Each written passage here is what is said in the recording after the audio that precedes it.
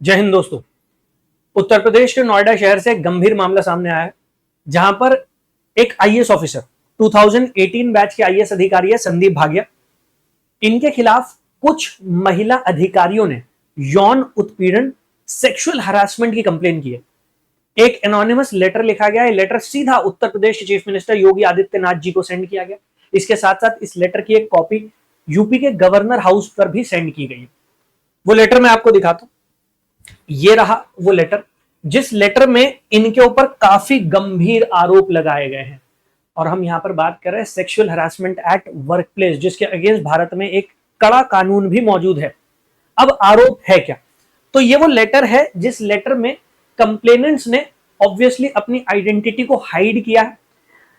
क्या कहा गया है इस लेटर में? हम सभी महिला अधिकारी नोएडा जोन में सचल दल एवं सेक्टर में कार्यरत है।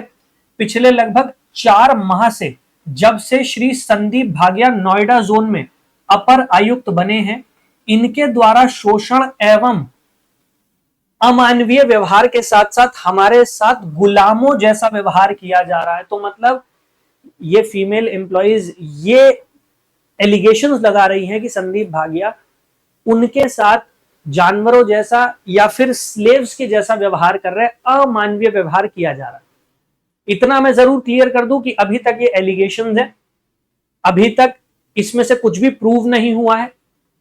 विभाग में काम करने वाले कुछ अधिकारियों का यह भी कहना है कि जब से संदीप भागिया जी नोएडा में जीएसटी डिपार्टमेंट में आए हैं, उन्होंने काफी स्ट्रिक्ट मेजर्स लिए हैं। इसके साथ साथ टैक्स इवेजन, टैक्स की जो चोरी हो रही थी उसको लेकर भी वो कड़े कदम उठा रहे हैं। तो हो सकता है कोई जानबूझकर उन्हें फंसाने की कोशिश कर रहा हो। लेकिन इस लेटर में और क्या क्या कहा गया है? श्री संदीप भागिया महिला अधिकारियों के साथ गलत भाषा और अपशब्दों का प्रयोग करते हैं। ये महिला अधिकारियों को पेल दूंगा, बर्बाद कर दूंगा जैसे शब्दों का प्रयोग करते हैं। कहते हैं कि यदि मेरी बात नहीं मानोगे तो तुम्हारी नौकरी खा जाऊंगा और तुम्हारे हाथ में कटोरा देकर नौकरी से निकलवा दूंगा। तो पेल दूंगा, बर्बाद कर दूंगा, इस टाइप के वर्ड्स वो इस्तेमाल करते हैं। ये भी आरोप लगाया जा रहा है। नौकरी से निकलवा दूंगा, इस बात की धमकी भी दी जाती है। इस लेटर में और भी गंभीर आरोप हैं। महोदय, ये महिला अधिकारी को घंटों तक अपने कार्यालय में बैठाकर खड़ा कर घूरते हैं तथा लगातार धमकी भरे शब्दों को प्रयोग करते हैं। ये रात रात भर महिला अधिकारियों को फोन करते हैं, वीडियो कॉल करते हैं। ये महिला अधिकारियों को छुप छुप कर घंटों तक घूरते रहते हैं और उनका वीडियो बनाते हैं। यदि किसी अधिकारी द्वारा इनके इस कृत्य का विरोध किया जाता है तो उसे मामले में फंसाकर निलंबित करवा देते हैं। उस पर सूचना लीक, कार्यवाही में लापरवाही का आरोप लगाकर फंसाते हैं।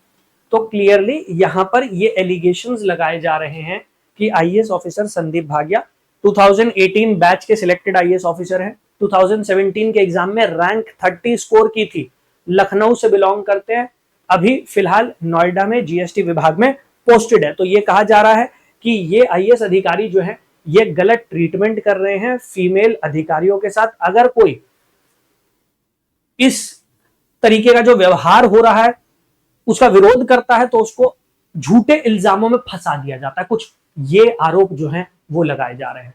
अगेन, अभी तक इनमें से कोई भी आरोप साबित नहीं हुआ है। विभाग के अंदर ही कुछ ऑफिसर्स का यह मानना है कि जानबूझकर उन्हें फंसाया जा रहा है। कुछ ऑफिसर्स का यह कहना है कि नहीं, इन बातों में कुछ ना कुछ तथ्य है।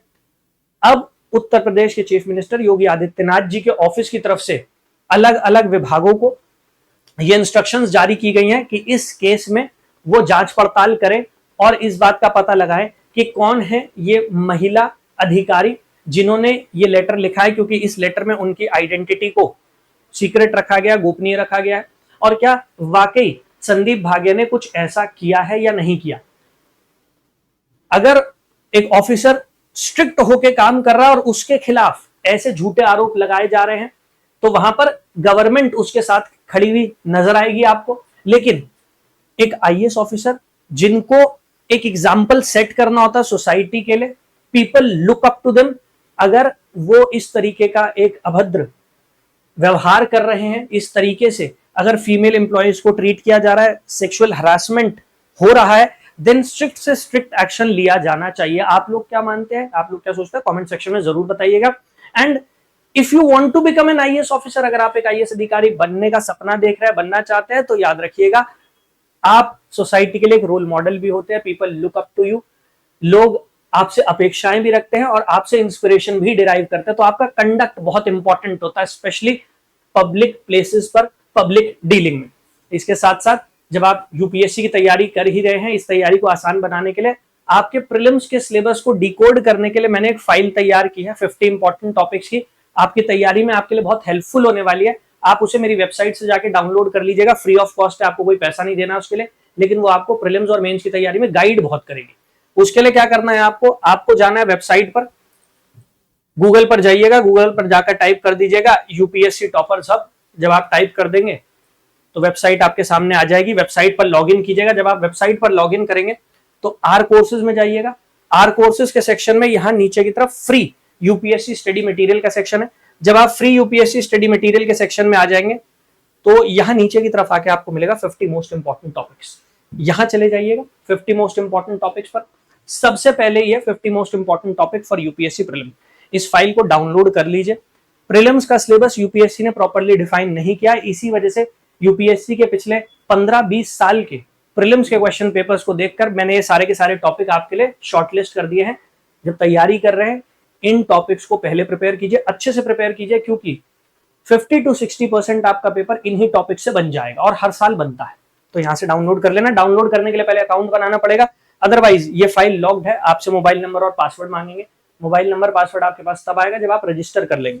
तो पहले साइन अप करके रजिस्टर कर लीजिएगा वेबसाइट पर, उसके बाद आप इसे डाउनलोड कर पाएंगे। I wish you all the very best. तैयारी में अगर और कोई भी हेल्प चाहिए हो कमेंट करके मुझे जरूर बताइएगा। मैं कोशिश करूंगा आप लोगों की जितनी मदद हो सके उतनी मदद जरूर करूंगा। जय हिंद।